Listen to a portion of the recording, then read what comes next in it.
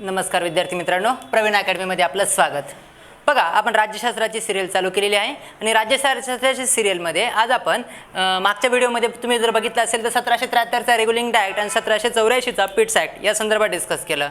बघा, आपल्याला इतिहासामध्ये ऐतिहासिक पार्श्वभूमी म्हणजे राज्यशास्त्राची ऐतिहासिक पार्श्वभूमी, भारतामध्ये राजनीतिक विकास कसा होत गेला हे शोधण्यासाठी कायदे लक्षात ठेवणं काय आवश्यक आहे। जसं की आपल्याला 1773 चा रेग्युलेटिंग ॲक्ट आपण मागच्या लेक्चरमध्ये शिकलात, हा डिटेल मागचा व्हिडिओ बघा। त्याच्यानंतर 1784 चा पिट्स ॲक्ट हा आपण शिकलो। आता आपल्याला 1793 चा चार्टर ॲक्ट शिकायचा आहे। 1793 चा काय शिकायचा आहे? Charter act. ठीक आहे। 1813 चा चार्टर ॲक्ट, 1833 चा कायदा एक शिकायचा आहे, 1853 चा कायदा शिकायचा आहे, 1858 चा कायदा शिकायचा आहे, 1861 चा कायदा शिकायचा आहे। ही गोष्ट मी तुम्हाला मागच्या लेक्चरमध्ये पण लिहून दिली। ही सर्व कायदे पाठ पाहिजे मी पुन्हा म्हणून लिहून देत आहे। ठीक आहे। 1861 चा शिकायचा आहे, 1891 चा शिकायचा आहे, 1909 चा शिकायचा आहे, 1919, 1935 आणि 1947 एवढे कायदे आपल्याला काय करायचे आहेत? शिकायचे आहेत। मग आपलं टार्गेट होतं, हा आपला शिकून झाला 1773 चा रेग्युलेटिंग ॲक्ट, 1784 चा पिट्स ॲक्ट। त्याला पिट्स ॲक्ट का म्हणतात? कमेंट करा, मागचा व्हिडिओ बघा, त्याच्यामध्ये मी तुम्हाला त्याचं उत्तर दिलंय। आज आपलं टार्गेट असेल 1793 चा चार्टर ॲक्ट आणि 1813 चा चार्टर ॲक्ट। ही दोन ॲक्ट शिकणं आपलं काय आहे? महत्त्वाचं आहे, खूप इम्पॉर्टन्स पार्ट आहे। ठीक आहे। सो आय होप तुम्ही सर्व लक्ष देणार आहात। ठीक आहे। बघा, 1793 चा काय शिकायचं आपल्याला? Charter act. पहिली गोष्ट शिकायची काय आपल्याला? 1793 चा चार्टर ॲक्ट। ठीक आहे। काय शिकायचे? चार्टर ॲक्ट, पहिली गोष्ट। आता बघा, 1793 चा चार्टर ॲक्ट हा कायदा का आणावा लागला? 1773 चा जो रेग्युलेटिंग ॲक्ट होता, 1773 चा जो काय होता? रेग्युलेटिंग ॲक्ट होता, त्याची व्हॅलिडिटी किती वर्ष होती? म्हणजे त्याची मुदत किती वर्ष होती? फक्त 20 वर्षे होती। त्याची मुदत किती वर्ष होती? 20 वर्ष। म्हणजे 20 वर्षानंतर नवीन कायदा करणं काय होतं? आवश्यक होतं। म्हणून 1773 नंतर नवीन कायदा केव्हा आला? 1793 साली आला। ठीक आहे। 1793 साली आला। मग का आला? 1773 च्या कायद्याची मुदत किती वर्ष होती? 3 वर्ष होती। या कायद्यानुसार आता काय काय झालं हे बघणार आहोत आपण, बरोबर आहे। या कायद्यानुसार अजून कंपनीचा कारभार 20 वर्षासाठी काय करून देण्यात आला? वाढवण्यात आला। म्हणजेच 20 वर्ष अजून काय करण्यात आली?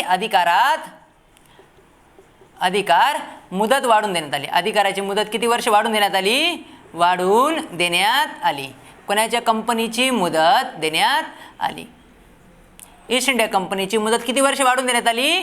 अधिकारावर, म्हणजेच 20 वर्ष। म्हणजेच 20 वर्ष अजून ते राजनीतिक प्रशासकीय गोष्टींमध्ये काय करू शकतात? हस्तक्षेप करू शकतात। कुठं? भारतामध्ये। म्हणजेच म्हणून 1793 नंतरचा पुढची 20 वर्ष म्हणजे काय उत्तर येईल? 1813। आपण तो पण कायदा आज आपल्याला काय करायचा आहे? बघायचा आहे। पहिली गोष्ट, 20 वर्ष काय करून देण्यात आलं? वाढवण्यात आलं। नेक्स्ट गोष्ट म्हणजे जी बोर्ड ऑफ डायरेक्टर होती, ठीक आहे, सॉरी, बोर्ड ऑफ जी कंट्रोल होती, काय? Board of control. आपण कालच शिकलो की बोर्ड ऑफ कंट्रोल आणि बोर्ड ऑफ डायरेक्टर मध्ये काय फरक आहे। तर बोर्ड ऑफ कंट्रोल कोणावर नियंत्रण ठेवतं? कमेंट करून सांगा मला। आणि बोर्ड ऑफ डायरेक्टर कोणावर नियंत्रण ठेवतं ते कमेंट करून सांगा। याची 6 मेंबर होती ना? बोर्ड ऑफ डायरेक्टरची किती मेंबर होती? 6 मेंबर होती। या 6 मेंबरचा पगार आता भारतीय तिजोरीतनं दिला जाणार होता। बोर्ड ऑफ कंट्रोलच्या यांचा पगार, या 6 मेंबरचा पगार कुठून दिला जाणार होता? भारतीय तिजोरीतनं। कुठून दिला जात होता? तिजोरीतून, भारतीय तिजोरीतून। या 6 लोकांचा काय केला जाणार होता? पगार दिला जाणार होता। ठीक आहे। बघा, आता हे डिस्कस केलं। ठीक आहे। आता मला तुम्ही कमेंट करून हे पण सांगा की बोर्ड ऑफ कंट्रोलची स्थापना कोणत्या कायद्यानुसार झालेली आहे? ठीक आहे। दुसरी गोष्ट, आता एक गव्हर्नर जनरलचं काय होतं? एक गव्हर्नर जनरलची काय होती? गव्हर्नर जनरलची काय होती? एक काउन्सिल होती। एक गव्हर्नर जनरलची काय होती? काउन्सिल होती, बरोबर आहे। त्या काउन्सिलमध्ये किती मेंबर होती? 4 मेंबर होती, बरोबर आहे। त्या गव्हर्नरच्या काउन्सिलमध्ये किती मेंबर होती? 4 मेंबर। आता गव्हर्नर जनरल ह्या 4 मेंबरच्या एखाद्या निर्णयाला विरोध करून आपला निर्णय काय करू शकत होता? आपलं मत काय करू शकत होता? लागू करू शकत होता। म्हणजेच गव्हर्नर जनरलच्या काउन्सिलच्या विरोधात कोण जाऊ शकत होतं? Governor general. ठीक आहे। कोण जाऊ शकत होतं? थोडक्यात आजसारखा आपण आजचा प्रकार म्हणाल तर वटहुकूम। ठीक आहे। एखादा कायदा करायचा असेल आणि त्याच्यासाठी गव्हर्नर जनरल काउन्सिलचे जे मतं असतील त्याच्या विरोधात कोण जाऊ शकत होता?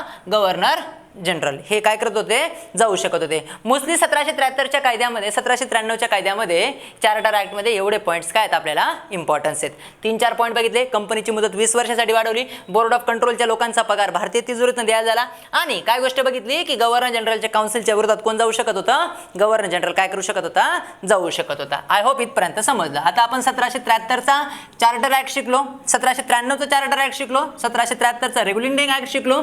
नाव द नेक्स्ट म्हणजेच 1813चा सर्वात इम्पॉर्टन्स, 1813चा चार्टर ॲक्ट. ठीक आहे, सर्वात इम्पॉर्टन्स काय आहे, 1813चा चार्टर ॲक्ट. ठीक आहे, हा सर्वात महत्त्वाचा आहे. आता 1873च्या चार्टर ॲक्टमध्ये काय झालं, या काळामध्ये, या काळापर्यंत म्हणजे 1813 येईपर्यंत कंपनीचं क्षेत्रफळ मोठ्या प्रमाणात वाढलं होतं.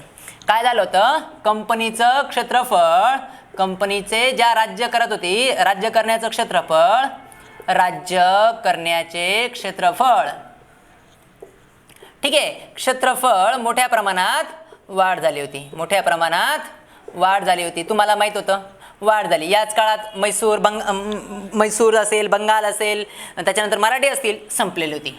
ठीक आहे, या काळापर्यंत 1813 येईपर्यंत म्हणजे मराठी नाही पण मराठी संपण्याच्या मार्गावर होती 1818मध्ये. हे तुम्हाला माहीत असेल इतिहासामध्ये. ठीक आहे, तर पहिली गोष्ट कंपनीचं क्षेत्रफळ वाढलं, त्याच्यामुळं कंपनीचा एकाधिकार समाप्त करण्यात यावा असं इंग्लंडमध्ये मोठ्या प्रमाणात मागणी चालू होती.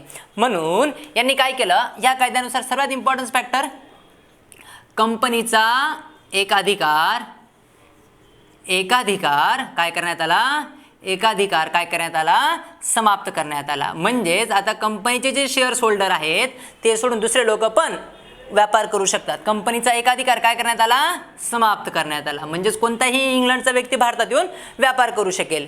पहिली गोष्ट. मात्र कंपनीकडे काय देण्यात आला, कंपनीकडे काय देण्यात आलं, कंपनीकडे काय देण्यात आलं, चहाचा व्यापार फक्त कंपनी करेन, दुसरं कोणी करणार नाही. आणि चीन बरोबर व्यापार फक्त कोण करेन, कंपनी करेन, दुसरं कोणीही करणार नाही. हे दोन एकाधिकार राहू दिले. कोणी राहू दिले, इंग्लंड गव्हर्नमेंटने कंपनीकडे राहू दिले.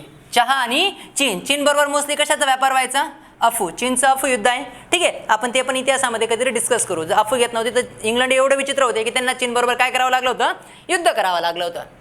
सांगायचा पर्पज काय आहे की कंपनीने एकाधिकार समाप्त करण्यात आला, मात्र कंपनीकडे कशाचा व्यापार राहिला, चहाचा आणि चीन बरोबर असणाऱ्या अफूचा व्यापार कंपनीमध्ये काय राहिला, कंपनीकडे राहिला. ठीक आहे, यानुसार कंपनीचे जे शेअरधारक होते, कंपनीला जो नफा होत होता, कंपनीला काय होत होता, नफ्याचा 10.5% भाग फक्त कंपनीच्या शेअर्सधारकांना मिळत होता. किती टक्के भाग मिळत होता, कंपनीच्या शेअर्सधारकांना देण्यास सुरुवात झाली. ठीक आहे, शेअरधारकांना देण्यात आला. म्हणजेच जेवढा कंपनीला नफा होईल त्या कंपनीच्या नफ्यापैकी 10.5% भाग कोणाला देणार, फक्त कंपनीला. आणि बाकीचा सर्व कुठे जमा होणार, इंग्लंड सरकारच्या तिजोरीत, इंग्लंडच्या गव्हर्नमेंटच्या तिजोरीत काय होणार, बाकीचा सर्व पैसा जमा होणार. आय होप इथपर्यंत समजलं. कंपनीचा एकाधिकार काढून टाकण्यात आला, मात्र चहा आणि चीनवरती अफूबरोबर व्यापार चालू ठेवला. आणि कंपनीच्या भागधारकांना म्हणजे शेअर्स मालकांना एकूण नफ्यापैकी कंपनीच्या किती टक्के भाग देण्यात आला, 10.5. मग उरलेले जे 89.5 आहेत हा कोणाकडे जाईल, इंग्लंड गव्हर्नमेंटकडे जाईल. ठीक आहे, इथपर्यंत समजलं. आय होप हा व्हिडिओ रिवाइज करत राहा, पॉज करत राहा, पुन्हा बघत राहा. ठीक आहे, दुसरी गोष्ट ही एक पॉईंट बघितला. नेक्स्ट थिंग म्हणजेच बघा, बोर्ड ऑफ कंट्रोल जे होतं ना, आता मला खाली कमेंट करून सांगायचं आहे की बोर्ड ऑफ कंट्रोल कोणत्या कायद्यानुसार स्थापन झालं. बोर्ड ऑफ कंट्रोल जे होतं त्यांच्या अधिकारामध्ये वाढ करण्यात आली. बोर्ड ऑफ कंट्रोलच्या अधिकारात काय करण्यात आली, बोर्ड ऑफ कंट्रोल जे होतं यांच्या अधिकारात काय करण्यात आली, वाढ करण्यात आली. ठीक आहे, अधिकारात काय करण्यात आली, वाढ करण्यात आली. बोर्ड ऑफ कंट्रोलच्या अधिकारांमध्ये काय करण्यात आली, वाढ करण्यात आली. आय होप इथपर्यंत समजला. यानुसार कंपनीचं 20 वर्षाचं पण हे शिकलो की 20 वर्ष अजून कंपनीला व्यापार करण्याची काय मिळाली, मुदत मिळाली. अमेरिकन ख्रिस्ती मिशनरी ज्या होत्या, अमेरिकन ख्रिश्चन मिशनरी ज्या होत्या, ख्रिश्चन मिशनरी म्हणजेच अमेरिकन लोकांना किंवा म्हणजे जे लोक ख्रिश्चन धर्माचा प्रचार प्रसार करतील त्या लोकांना भारतात येण्याची काय मिळाली, परवानगी मिळाली. अमेरिकन ख्रिश्चन मिशनऱ्यांना भारतात येण्याची परवानगी परवानगी मिळाली. कोणत्या कायद्यानुसार? मग असं विचारतात, भारतामध्ये अमेरिकन ख्रिस्ती मिशनऱ्यांना कोणत्या कायद्यानुसार भारतात येण्याची परमिशन मिळाली? 1813च्या चार्टर ॲक्टनुसार काय मिळाली? परमिशन मिळाली. आय होप इथपर्यंत तुमच्या समजलं. त्याच्यानंतर बघा, इंग्लंडचे जे व्यापारी असतील, ठीक आहे, इंग्लंडचे जे व्यापारी असतील, यूकेमध्ये राहणारी जी व्यापारी होती, यूकेमध्ये राहणारी जी व्यापारी होती, त्या व्यापाऱ्यांना जर भारतात यायचं असेल आणि सेटल व्हायचं असेल, भारतात राहायचं असेल, तर त्या लोकांना, त्या व्यापाऱ्यांना एकतर बोर्ड ऑफ कंट्रोल किंवा बोर्ड ऑफ डायरेक्टरची परमिशन घेणं आवश्यक होतं. एक तर बोर्ड ऑफ कंट्रोल किंवा एक तर बोर्ड ऑफ डायरेक्टरची परमिशन घेणं काय होतं? आवश्यक होतं. म्हणजेच भारतात येणारे कोणतेही व्यापारी असतील, त्यानंतर त्या काळात मोठ्या प्रमाणात इंजिनियरांनी पण यायला सुरुवात केली. व्यापारी असतील, इंजिनियर असतील, यांना जर भारतात यायचं असेल तर त्यांना काय आवश्यक होतं? बोर्ड ऑफ कंट्रोल आणि बोर्ड ऑफ डायरेक्टर किंवा त्या दोघांपैकी कोणाची तरी एकाची परमिशन घेणं काय होतं? आवश्यक होतं. ठीक आहे, चार्टर ॲक्टमध्ये. नेक्स्ट थिंग म्हणजेच चार्टर ॲक्टमध्ये अशी घडली की खूप चांगली गोष्ट घडली, ठीक आहे, आणि ती कॉन्स्टंटली फॉलो पण केली गेली कदाचित. बघा, भारतीय शिक्षणावर दरवर्षी 1 लाख रुपये खर्च करण्याची तरतूद, ही 1 लाख रुपये खर्च कोण करेन? ईस्ट इंडिया कंपनी करेन, अशी तरतूद करण्यात आली. म्हणजेच भारतीय शिक्षणावर दरवर्षी 1 लाख रुपये खर्च करण्याची, 1 लाख रुपये खर्च करण्यात येईल अशी तरतूद करण्यात आली. भारतीय शिक्षणावर दरवर्षी 1 लाख रुपये एवढा पैसा खर्च करण्यात येईल अशी काय करण्यात आली? तरतूद करण्यात आली. ठीक आहे, म्हणजेच एज्युकेशनचे बऱ्याच प्रमाणात काय होईल? डेव्हलप होईल. ॲक्च्युली हा खर्च खऱ्या अर्थाने ख्रिस्ती मिशनरींनीच त्या शाळेमध्येच यूज झाला. ठीक आहे, सो या पद्धतीने सर्व पॉईंट आपण डिस्कस केले की 1793च्या चार्टर ॲक्टमध्ये काय होतं, 1813च्या चार्टर ॲक्टमध्ये काय होतं. आपण 10-10, 15-15 मिनिटाचे व्हिडिओ बनवत आहोत. तुम्हाला सर्व पॉलिटिकल सायन्सचे, इतर विषयांचे सब्जेक्ट पाहायला मिळतील. अकॅडमीत व्हिजिट द्या. हे लोक हा व्हिडिओ जे लोक बघत असतील ते कोणी लाईक करा, सबस्क्राईब करा. Thank you for watching this video. Thank you for Praveen academy.